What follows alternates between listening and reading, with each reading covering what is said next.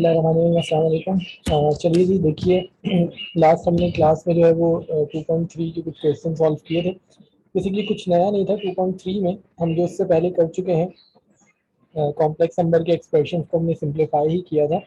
और सिंप्लीफाई करके जो है वो हमने इसमें रियल और इमेजिनरी पार्ट जो है वो सेपरेट किए थे। तो ये किया था, मल्टीप्लाई किया, डिवाइड किया दो कॉम्प्लेक्स नंबर्स को। और उसके अलावा शुरू में हमने ये क्वेश्चन सॉल्व किया था। पूछा ये जा रहा था कि क्या कोई ऐसा रियल नंबर है, कॉम्प्लेक्स नंबर है जिसका मल्टीप्लिकेटिव और एडिटिव इनवर्सेस सेम हो। तो रियल तो ऐसा कोई भी नंबर नहीं है, बट कॉम्प्लेक्स नंबर जरूर है, प्लस माइनस आयोटा, जिसका एडिटिव और मल्टीप्लिकेटिव इनवर्सेस जो है वो सेम है। फिर ये हमने सेपरेट रियल और इमेजिनरी पार्ट किए थे। दो कॉम्प्लेक्स नंबर मल्टीप्लाई हो रहे हैं या डिवाइड हो रहे हैं, ये भी डिवाइड हो रहे हैं। थ्री का जो फोर्थ पार्ट है, हमने कहा ये कई दफ़ा पेपर में जो है वो आ चुका है। और root two plus iota, root two minus iota करके भी आ चुका है। ठीक है जी। ये भी हमने फिर एक सॉल्व किया था, चूंकि ए बी की फॉर्म में था तो उसको फिर हमने सॉल्व कर लिया था। हमने कहा चूंकि वो सिंप्लीफाई होगा ही तो कुछ ए बी की फॉर्म में ही हमें जो है वो रिजल्ट मिलेगा। और फिर ये पावर फोर, और ये भी कुछ ए और बी की फॉर्म में ही पावर फोर, वो कि हम इससे पहले दो क्वेश्चन सॉल्व कर चुके थे। चलो जी, उसके बाद देखते हैं question number four. Question four जो है ना, basically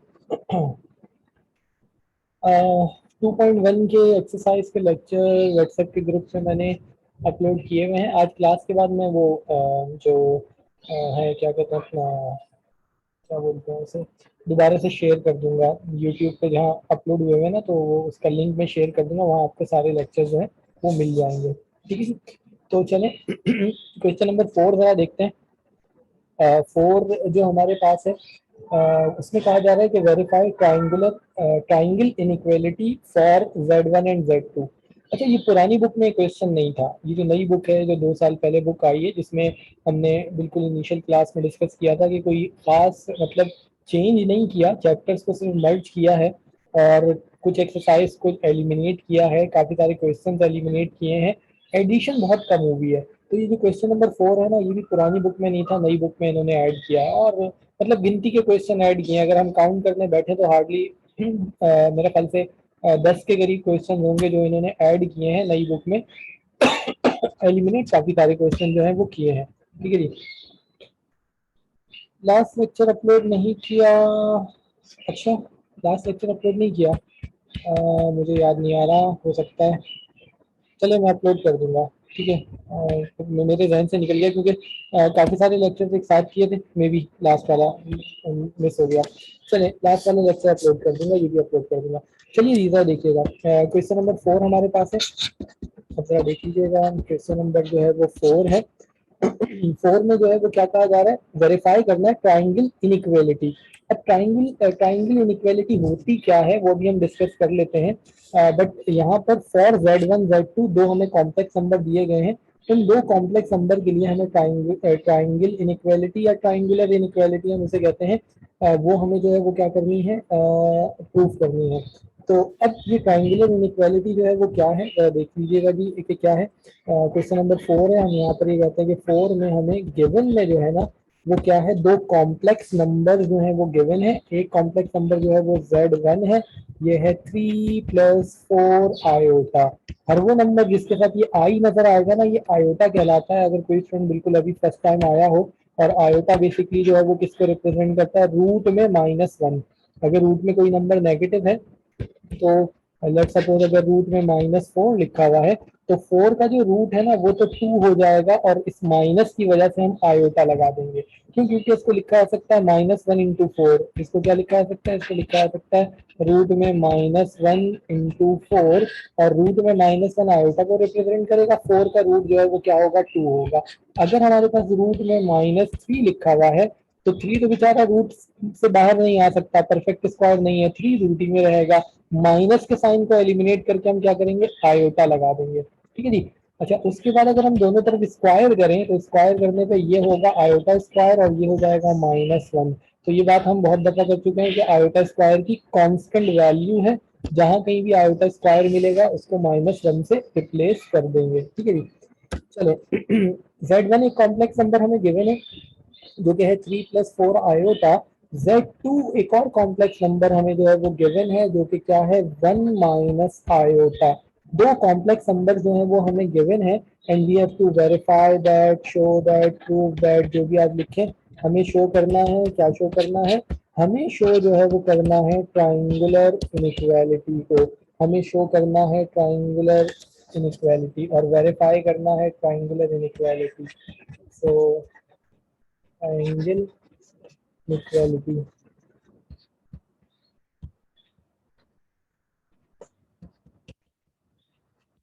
so we have to show this. ठीक है जी।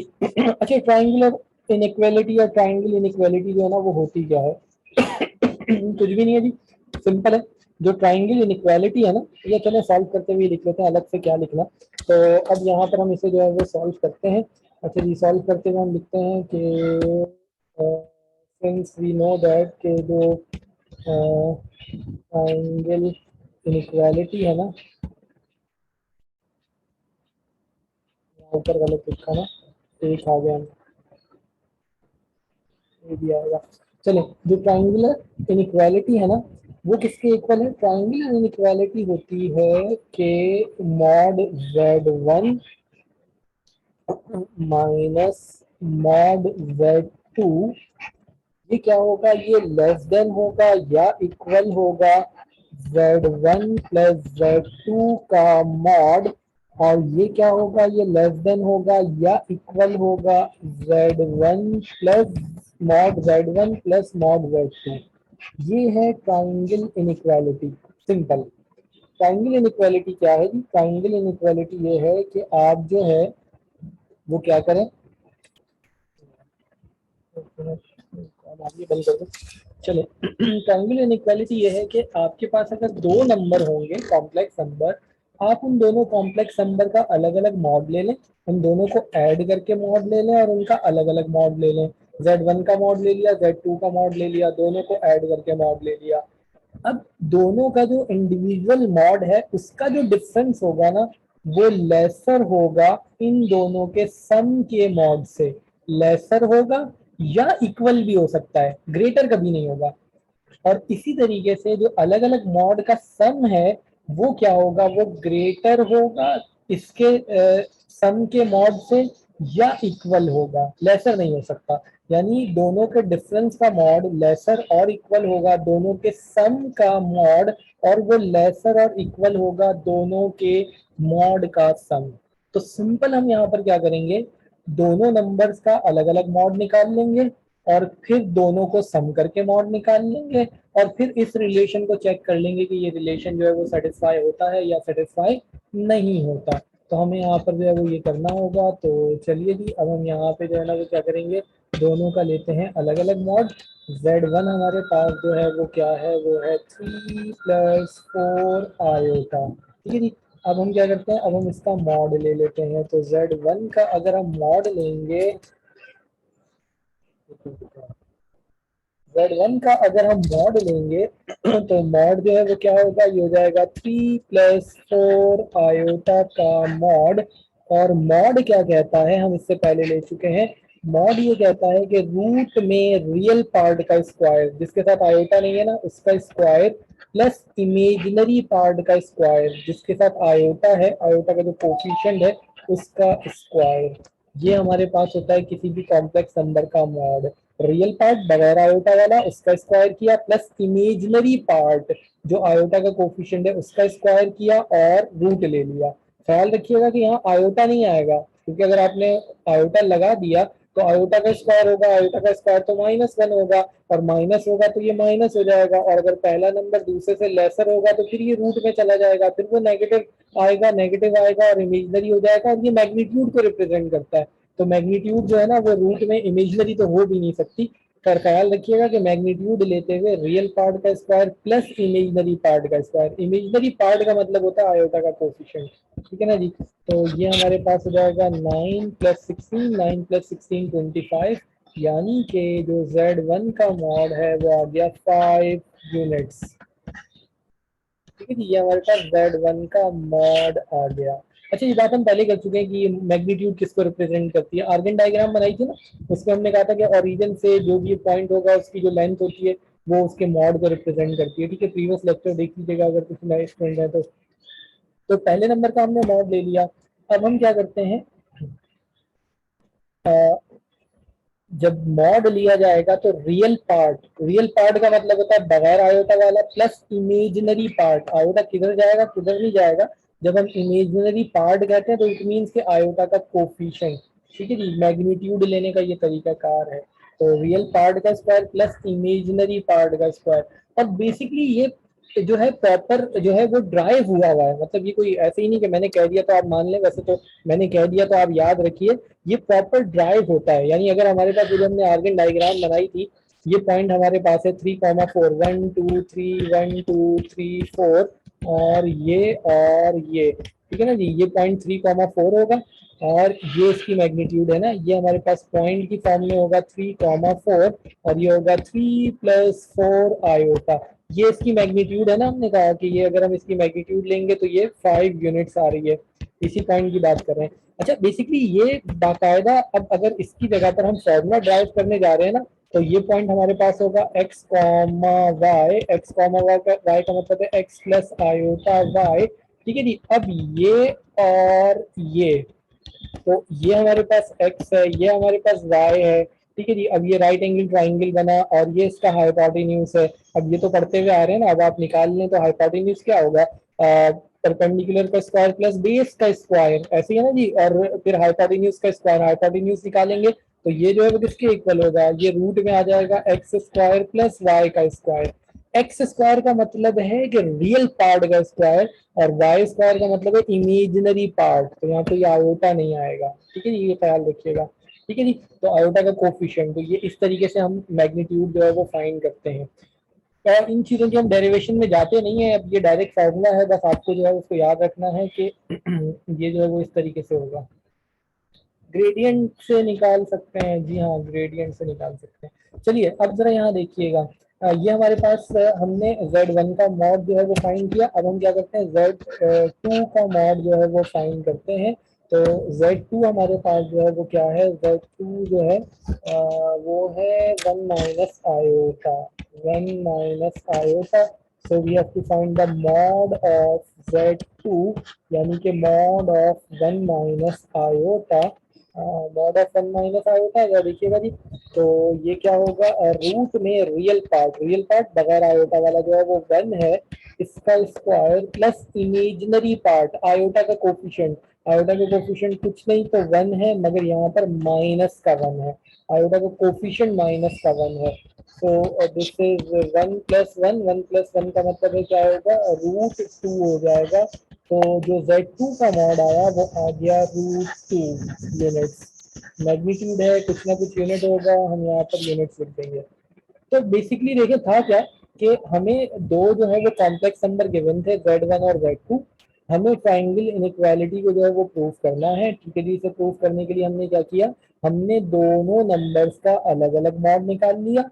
अब हम क्या करते हैं, अब हम दोनों को ऐड करके मॉड निकालते हैं।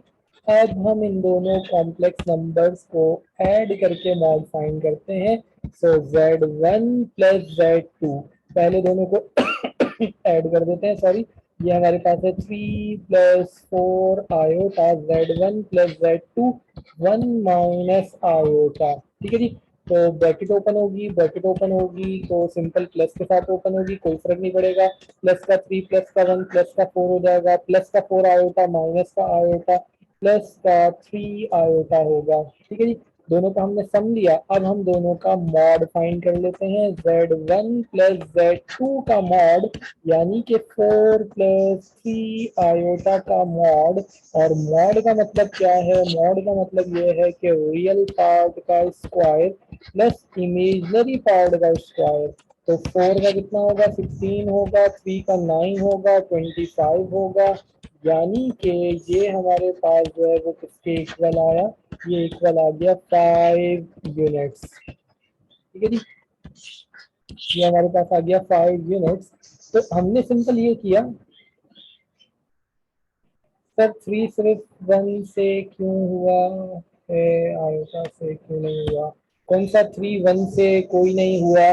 ब्रैकेट ओपन की हमने, प्लस के साथ कोई कुछ नहीं हुआ, प्लस का 3 और प्लस का 1 ब्रैकेट ओपन होने पे प्लस का 4 हो जाएगा, और 4 आयोटा माइनस 1 आयोटा तो प्लस का 3 आयोटा हो जाएगा।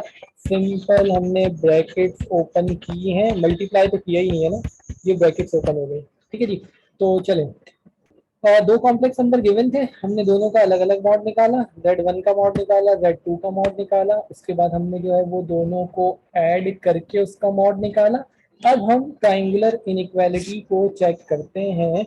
तो अब हम यहाँ पर ट्राइंगुलर इनइक्वालिटी को चेक करते हैं एंड वी नो दैट कि जो ट्राइंगुलर इनइक्वालिटी है वो क्या है। ट्राइंगुलर इनइक्वालिटी जो है वो दोनों के, वो ये कहता है कि दोनों के मॉड का डिफरेंस, दोनों नंबर के मॉड का डिफरेंस वो लेसर होगा या इक्वल भी हो सकता है। दोनों के सम का मॉड, और वो लेसर भी हो सकता है इक्वल भी हो सकता है, दोनों के मॉड का सम।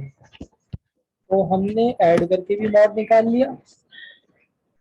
मॉड का मतलब स्क्वायर रूट नहीं होता भाई, मॉड ये, मॉड का मतलब मैग्नीट्यूड होता है। ये ट्वाइस किया ना, अगर ये पॉइंट है तो ये इसकी लेंथ को रिप्रेजेंट करता है। आर्किंग डायग्राम में भी हमने शो किया था, ये लेंथ है। ठीक है जी, मॉड मैग्नीट्यूड, मैग्नीट्यूड को रिप्रेजेंट कर रहा है। ठीक है जी। तो चलें अब जरा यहाँ पर वैल्यूज पुट करते हैं। Z1 minus Z2, Z1 mod minus Z2 mod. Z1 mod जो है वो क्या है, वो हमारे पास है 5 minus Z2 mod. Z2 mod जो है वो क्या है, वो है √2, वो है √2। ठीक है जी, ये आ गया। ये लेसर होगा या इक्वल होगा। Z1 प्लस Z2 का मॉड, Z1 प्लस Z2 का मॉड जो है वो 5 है, और ये लेसर होगा या इक्वल होगा दोनों का मॉड, यानी Z1 का मॉड 5 और उसमें ऐड कर देंगे √2। ठीक है जी। अब अगर कैलकुलेटर वाले हजरात इसको सॉल्व कर दें, √2 का मतलब तो होता है 1 पॉइंट समथिंग, पता नहीं, जरा बताइएगा। 5 माइनस √2 का क्या आंसर आ रहा है, मेरे पास कैलकुलेटर नहीं है तो तुम मोबाइल में चेक करो। तो 5 माइनस √2, एक मिनट रुकिएगा, थोड़ा सा लगेगा मुझे टाइम, किसी का मैसेज भी आ गया। 3.58, 3.58, चलिए जी। और ये क्या है, एक मिनट, 3.58 मैसेज आया था, 3.58 ही आ रहा है सबका। अच्छा, आगे का बता दें भाई। ये तो 5 है, ठीक है जी। और 5 प्लस √2 किसी ने बताया, देखते हैं।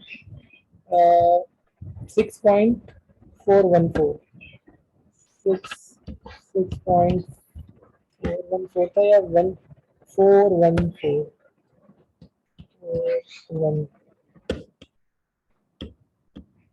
6.41। ठीक है जी। तो डेफिनेटली ये इससे लेसर है, ये इससे लेसर है। इक्वल भी हो सकता था बट यहाँ पर इक्वल नहीं आया, इक्वल भी हो सकता था। ये है ट्राइंगुलर इनइक्वालिटी, और ट्राइंगल इनइक्वालिटी ये कहलाती है ट्राइंगुलर इनइक्वालिटी। ये हो गया तो सिंपल है जी। देखिए, इस रिलेशन को आपको जो है वो प्रूफ करना है। जब भी दो कॉम्प्लेक्स नंबर आपको गिवन होंगे तो उनका मॉड का डिफरेंस जो है ना, उनके सम के मॉड से लेसर या इक्वल भी हो सकता है। ठीक है जी। इसी तरीके से जो इसका सम का मॉड है वो मॉड के सम से लेसर या इक्वल होगा। यहाँ पे लेसर ही आया, 3.58 is less than 5 and 5 is less than 6.41। Equal भी हो सकता था, कोई से दो इक्वल हो सकते थे, तीनों भी इक्वल हो सकते थे। मे बी ये भी 5 होता, ये भी 5 होता, ये भी 5 होता। तो ये सिंपल है, ये कहलाता है ट्राइंगल इनइक्वालिटी। ठीक है जी।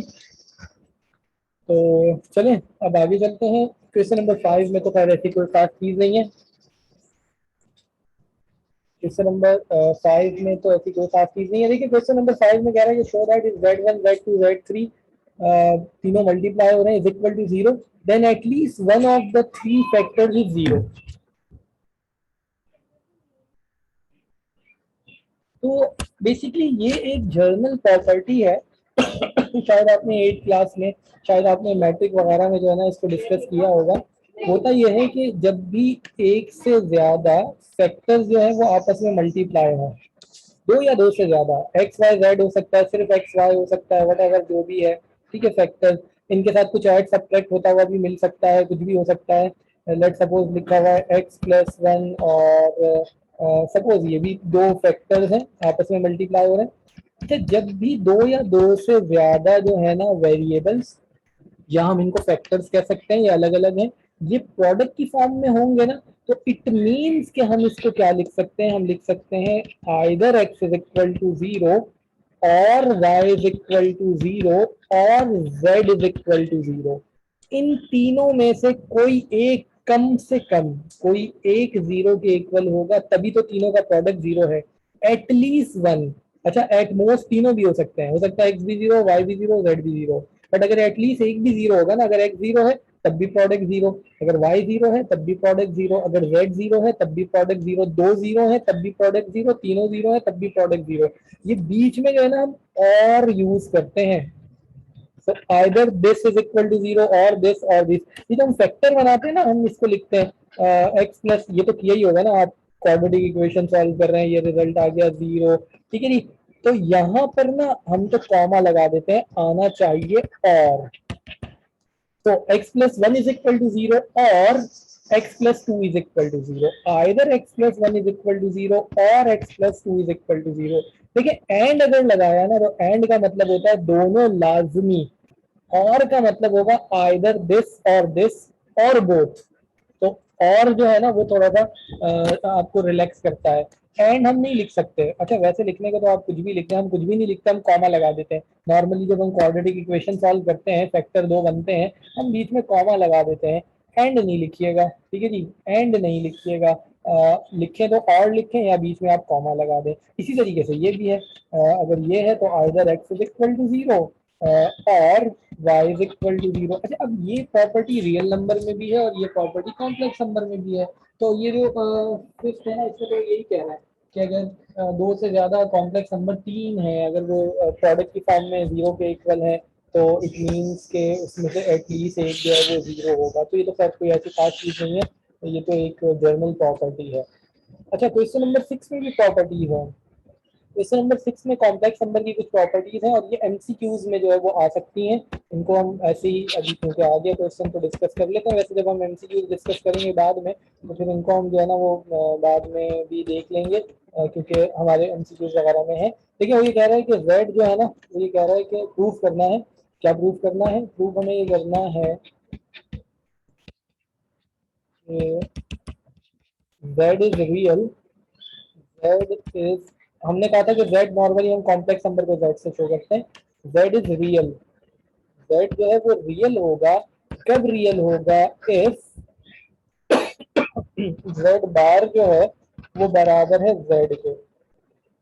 अगर जेड बार जेड के बराबर हो गया तो जेड जो है वो क्या होगा? रियल होगा। देखिएगा, प्रूफ करना है कि Z is a real if. अच्छा, ये आई डबल एफ इफ जो होता है ना, basically I double F if का क्या मतलब होता है?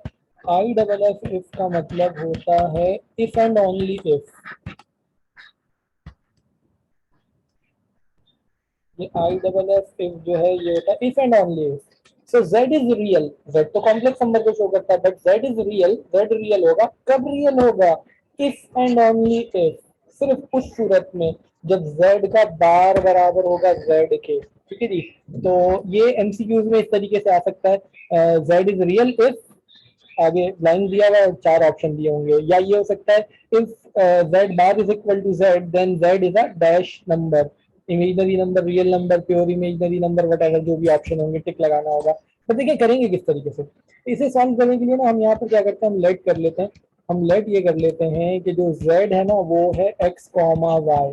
अच्छा देखिए, ये बात हमने पहले भी की थी कि जब भी हमें z वगैरह दिया जाए, तो फिर हम नंबर की फॉर्म में नहीं सपोज करेंगे x comma y, a comma b, आपकी मर्जी, आप जो भी लें, चाहे तो a कॉमा b ले लें। x comma y, x comma y का मतलब होगा x plus iota y. x coordinate real part है, plus iota time of y coordinate imaginary part है। a कॉमा b भी लिख सकते हैं, वो हो जाएगा a प्लस आयोटा b। ये हमने z को सपोज किया। अच्छा जी, z बार क्या होगा? z बार का मतलब है आप इसका कॉन्जुगेट लेंगे। x प्लस आयोटा y का जब आपने लिया कॉन्जुगेट, तो कॉन्जुगेट का मतलब क्या होगा?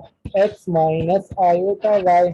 इमेजनरी पार्ट का साइन चेंज हो जाता है। कॉन्जुगेट लेने का मतलब है कि आयोटा वाले का साइन चेंज करेंगे। ठीक है जी। अब वो ये कह रहा है कि अगर z बार जो है वो z के बराबर है, अगर z बार जो है वो z के बराबर है, तो जेड बार को जेड के बराबर रख दीजिए। गिवन में ये है कि जेड बार इक्वल है जेड के। ये चीज जो है ना वो क्या है, हमें गिवन है कि अगर जेड बार जेड के इक्वल होगा तो जेड जो है ना फिर रियल नंबर हो जाएगा। तो ये जो हमने सपोज किया है ना ये इमेजिनरी रहेगा नहीं। वैल्यूज रख के देख देते हैं। जेड बार जो है वो क्या है, एक्स माइनस आयोटा वाई। ठीक है जी। जेड जो है वो है x plus iota y. Clear है। चलिए जी अब इसे सॉल्व कर रहे हैं। एक्स से एक्स कैंसिल होगा, प्लस का वहां जाके माइनस होगा ना, इसको उठाकर वहां ले जाए, उसको यहाँ ले आए, जो भी है। आयोटा वाई वहां जाकर ऐड होगा तो ये जाएगा 2 iota y is equal to 0। Add हो जाएगा ना, ये वहां जाकर ऐड हो जाएगा। Iota y plus iota y 2 iota y हो जाएगा। इसका मतलब ये हुआ कि यहाँ से 2 और आयोटा मल्टीप्लाई कर रहे हैं, वहां जाके डिवाइड करेंगे तो y is equal to 0। Y की वैल्यू आपको 0 मिली, तो ये जो सपोज किया ना इसमें पुट कर दें। ये जो सपोज किया है आपने z को, इसमें आप इसको पुट कर दें। तो इसको अगर हम पुट कर दें इसमें, तो y की वैल्यू हमें मिली। y की वैल्यू को अगर हम 1 में पुट करें तो जो z हमारे पास है वो है x प्लस आयोटा y। तो ये हमारे पास जो है वो क्या होगा, z is equal to x plus iota, y की जगह पे 0। सो z इक्वल हो जाएगा x के, और x का मतलब है रियल नंबर। x का मतलब है रियल नंबर, क्योंकि हर वो नंबर जो कि आयोटा वाला है वो इमेजिनरी या कॉम्प्लेक्स नंबर होगा, और वो नंबर जो कि बगैर आयोटा के है वो नंबर रियल नंबर कहलाएगा। ये है रियल नंबर, यही हमें प्रूव करना था। तो अगर z जो है वो z बार के बराबर है तो बेसिकली फिर z जो है वो क्या होगा, वो रियल नंबर होगा। सिंपल है। ये प्रॉपर्टीज हैं, ये वैसे पेपर में क्वेश्चन तो ऐसा नहीं आएगा, ये एमसीक्यूज में आएगा, हम उस वक्त डिस्कस करेंगे। अच्छा एमसीक्यूज के लिए अगर आपको याद नहीं भी है ना तो आप डायरेक्टली सॉल्व करते हो। एमसीक्यूज के लिए तो फिर आप इसको डायरेक्टली सॉल्व करोगे ना। देखें z बार वो कह रहा है बराबर है z के, z को हमने सपोज किया x प्लस आयोटा y, तो z बार हो जाएगा x minus iota y। x से x कैंसिल, ये यहाँ आकर ऐड हो जाएगा, -2 आयोटा y वहां ले जाए, यहाँ ले जाए। -2 मल्टीप्लाई कर रहा है, डिवाइड करेगा, y को 0 रख दिया, सॉरी y 0 हो गया, y की वैल्यू को उठाकर यहाँ पर पुट किया तो ये क्या होगा, ये हमारे पास हो जाएगा क्या, x प्लस आयोटा और 0। सो z इक्वल हो जाएगा x के, और x का मतलब है ये क्या है, ये रियल नंबर है। तो एमसीक्यूज के लिए तो फिर हम ना डायरेक्टली सॉल्व करते हैं। अभी चूंकि हम प्रॉपर कर रहे हैं तो फिर प्रॉपर इस तरीके से सॉल्व होगा। अगर ऐसा क्वेश्चन आता है, वैसे आया नहीं है, शायद आएगा भी नहीं, आएगा भी तो कोई ऐसा इशू नहीं है। ठीक है जी। एमसीक्यूज के लिए तो फिर तो आपने जल्दी जल्दी सॉल्व किया और टिक लगाना है ना। जिस तरीके से उसका सेकंड देखें, वो कह रहे हैं जेड बार का बार जो है वो जेड के इक्वल होगा। प्रूव ये करना है, जरा देखिएगा, अब इसको डायरेक्ट ही कर लेते हैं। प्रूव ये करना है कि जेड बार का बार वो बराबर होगा जेड के। ठीक है जी। तो ये भी बिल्कुल ऐसे ही है। हमने z को सपोज किया, हमने z को सपोज किया, z हमारे पास है x comma y, comma y का मतलब है x प्लस आयोटा वाई। ठीक है जी। z बार क्या होगा, बार ले लिया, x प्लस आयोटा वाई का आपने बार ले लिया, तो ये हो जाएगा x माइनस आयोटा वाई। अब फिर कह रहे हैं दोबारा बार ले लो, z बार का बार, तो z का बार लिया हुआ था उसका दोबारा से कॉन्जुगेट ले लिया, तो x माइनस आयोटा y जो है वो z बार का आंसर है, उसका दोबारा से कॉन्जुगेट ले लिया। जब दोबारा से कॉन्जुगेट लिया तो फिर साइन चेंज हुआ, जब फिर साइन चेंज हुआ तो ये प्लस हो गया, और प्लस होने का मतलब है कि z ही आपको वापस मिल गया। तो z बार का जो बार है वो z के इक्वल होगा। इस तरीके से ये प्रूव हो जाएगा। और थर्ड में कह रहा है कि z इज आइदर रियल और purely imaginary if and only if z बार का स्क्वायर z के स्क्वायर के बराबर है। तो इसको भी आप इसी तरीके से प्रूव कर सकते हैं। थर्ड है ना, थर्ड में वो ये कह रहा है कि जो है वो प्रूव करना है। गिवन में हमारे पास जो है वो क्या है, वो ये कह रहा है कि अगर z का कहा, z बार का स्क्वायर जो है वो z के स्क्वायर के इक्वल है, तो we have to show that, हमें शो करना है, क्या शो करना है, शो ये करना है कि z इज आइदर रियल और प्योर इमेजनरी, दोनों में से एक रिजल्ट आएगा। z इज आइदर रियल और purely imaginary.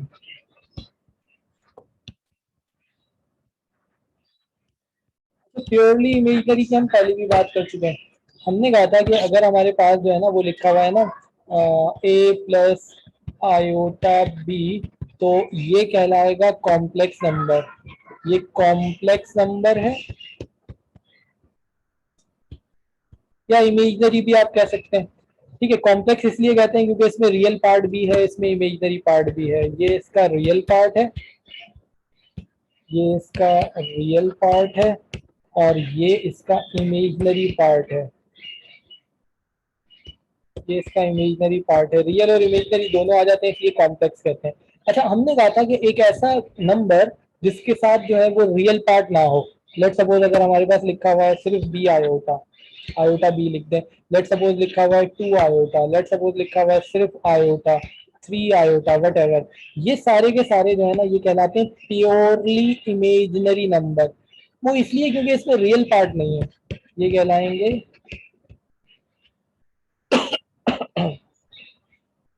Purely imaginary numbers. ये हैं प्योरली इमेजिनरी नंबर्स। ये प्योरली इमेजिनरी इस वजह से कह रहे हैं क्योंकि इनमें रियल पार्ट नहीं है, इनमें रियल पार्ट नहीं है, नो रियल पार्ट। या वो जीरो है, नहीं है तो मतलब नहीं होने का मतलब वो जीरो है, इस वजह से। तो अब यहाँ भी यही कह रहे हैं, तो कह रहे हैं जेड जो है वो आइदर रियल होगा और प्योरली इमेजिनरी होगा अगर जेड बार का स्क्वायर जो है वो जेड के स्क्वायर के इक्वल हो। तो चलिए बिल्कुल वैसे ही स्टार्ट करते हैं। हम लेट कर लेते हैं कि जेड जो है ना वो क्या है, जेड है एक्स कॉमा वाई, चाहे तो ए कॉमा बी ले लें, यही ले लें, चलो एक्स प्लस आयोटा वाई। अच्छा, बार का स्क्वायर भी करना है तो साथ साथ ही बार भी ले लेते हैं। जो जेड बार होगा अब डायरेक्टली लिख देता हूँ एक्स माइनस आयोटा वाई। ठीक है जी, चले बार का स्क्वायर और सिर्फ जेड का स्क्वायर, तो दोनों का स्क्वायर करना है तो अलग अलग ही करें। चले, जेड है एक्स प्लस आयोटा वाई, ही करते हैं, बिला वजह उसको खींचेंगे हम, जेड माइनस आयोटा वाई। ठीक है जी, तो हम यहाँ पर ये कहते हैं स्क्वायरिंग बोथ साइड्स, दो तरफ स्क्वायर करते हैं, तो ये हो जाएगा जेड का स्क्वायर, और जेड के स्क्वायर का मतलब है एक्स प्लस आयोटा वाई का स्क्वायर, और यहाँ पर जेड बार का स्क्वायर यानी एक्स माइनस आयोटा वाई का square whole square. So this is z का स्क्वायर, यहाँ पर होगा ए का स्क्वायर प्लस 2ab और प्लस बी का स्क्वायर। ठीक है जी, ये हो जाएगा जेड बार का स्क्वायर और ए का स्क्वायर, प्लस लगाएं माइनस लगाएं मर्जी है, चलें प्लस ही लगा दें, 2ab, बी का साइन फिर माइनस रख लीजिएगा, प्लस लगाएंगे तो जिसका जो साइन है वो वही रहेगा। यहाँ है x x iota y, iota y, यहाँ पर है x x minus iota y, minus iota y. So this is z का स्क्वायर, ये होगा x square plus 2xy iota और प्लस आयोटा का स्क्वायर वाई का स्क्वायर, स्क्वायर दोनों के ऊपर आ जाएगा। यहाँ पर होगा जेड बार का square x square plus minus minus 2xy iota और प्लस माइनस का स्क्वायर प्लस होगा, आयोटा का स्क्वायर और वाई का स्क्वायर। सो हम जानते हैं जहाँ कहीं आयोटा स्क्वायर मिलेगा वहां पर हम क्या करेंगे, माइनस का 1 रख देंगे।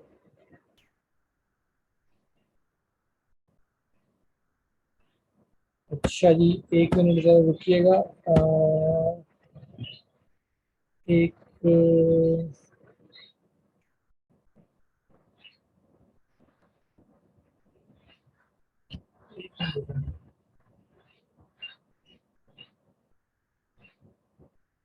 नहीं मिस, मुझे तो नहीं मिला। चले, एक मैसेज आया था।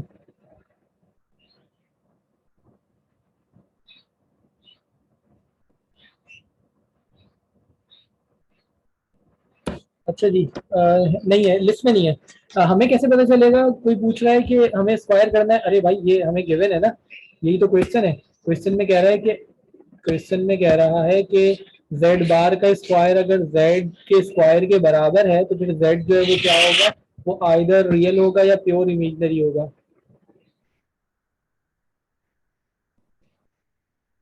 यार एक मिनट, हाँ वो तो मुझे ही, चैट होस्ट ओनली ही है। अच्छा जी, ठीक है जी। ये तो चूंकि यहाँ पर गिवन है ना, इसलिए हम ये काम कर रहे हैं। हमने z को सपोज किया, z का स्क्वायर किया, z बार का भी स्क्वायर किया।